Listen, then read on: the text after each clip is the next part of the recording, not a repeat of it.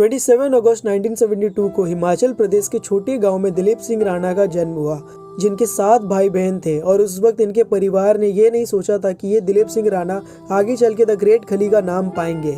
Well दोस्तों, सोचते भी कैसे, क्योंकि उस वक्त उनके पिता एक छोटे से किसान जो थे, और उस वक्त उनके पिता के पास इतने पैसे नहीं थे कि वो अपने बच्चों की स्कूल की फीस भर सके, जिसके कारण खली के प्रिंसिपल ने उन्हें चिल्लाकर उन्हें स्कूल से निकाल दिया था। और जिसके बाद खली की इतनी हिम्मत नहीं हुई कि वो दूसरे स्कूल में एडमिशन ले ले। अब इसके बाद खली ने सोच लिया कि वो अब बस पैसा कमाएंगे, और उसके कारण उन्होंने छोटी छोटी नौकरियां भी की। और थोड़े दिनों बाद खली को पता चला कि भारत सरकार द्वारा एक मुहिम चलाई जा रही है, जिसमें प्लांटेशन का काम करना होगा, जिसके हर एक एम्प्लॉयज को दिन में 5 रुपया मिलेगा। अब आप ही सोचिए दोस्तों, जिस इंसान को स्कूल में 2.5 रुपए के लिए निकाल दिया गया, उसके लिए 5 रुपए की कीमत क्या ही होगी।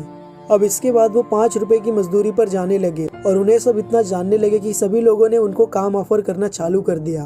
धीरे धीरे वक्त बीतता गया और साल आया 1993 का, जब उनको एक सिक्योरिटी गार्ड की नौकरी मिली। और जिसके कुछ दिनों बाद वो ऐसे ही नाइट ड्यूटी कर रहे थे, और उनको एक पुलिस ऑफिसर ने देखा और कहा कि तुम्हारी हाइट और बॉडी इतनी अच्छी है, पुलिस की नौकरी क्यों नहीं कर लेते तुम। तब खली को उस ऑफिसर की बात कुछ समझ में नहीं आई, क्योंकि खली ज़्यादा कुछ पढ़े नहीं थे, तो उन्हें कुछ समझ नहीं आ रहा था। लेकिन ऑफिसर ने खली को अच्छे से समझाया, और उस वक्त कभी भी पुलिस बनने के लिए कोई कंपटीशन नहीं होते थे। जिसके बाद खली एक पुलिस ऑफिसर बन गए, जिसके कारण उनके घर की व्यवस्थाएं सुधर गई। और उसके साथ साथ उन्होंने जिमिंग भी चालू कर दिया था कि वो अपनी बॉडी को साथ साथ मेंटेन भी कर पाए।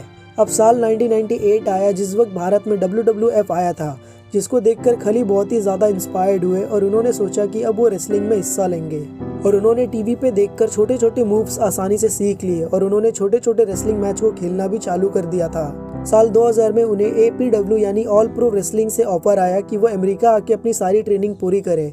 जिसके बाद खली ने बहुत सोचा, क्योंकि एक बार सरकारी नौकरी लगने पर वो उसे छोड़ना नहीं चाहते थे, क्योंकि उन्हें भरोसा नहीं था कि वो अमेरिका जाके कुछ कर पाएंगे या फिर नहीं।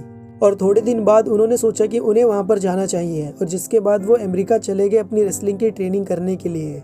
अब साल 2001 में खली जब ब्रायन ओंग नाम के एक रेसलर के साथ ट्रेनिंग कर रहे थे, तो उन्होंने ब्रायन ओंग के साथ फ्लैप जैक करके मूव ट्राई किया, जिसके बाद वो बेहोश हो गए, और तुरंत ब्रायन ओंग को हॉस्पिटल लेके जाया गया, और कुछ ही घंटों में ब्रियान की मौत हो गई। और सभी को ये लगने लगा कि इनकी मौत का कारण खली है। जिसके बाद खली को लगने लगा कि उनका करियर अब खत्म हो जाएगा, और उन्हें वापस इंडिया आना पड़ेगा। और इसके कारण सभी बड़े बड़े रेसलर्स ने इनके साथ रेसलिंग करने से मना कर दिया था। लेकिन कुछ समय बाद उन्हें मैक्सिको और जापान में रेसलिंग करने के लिए बुलाया गया।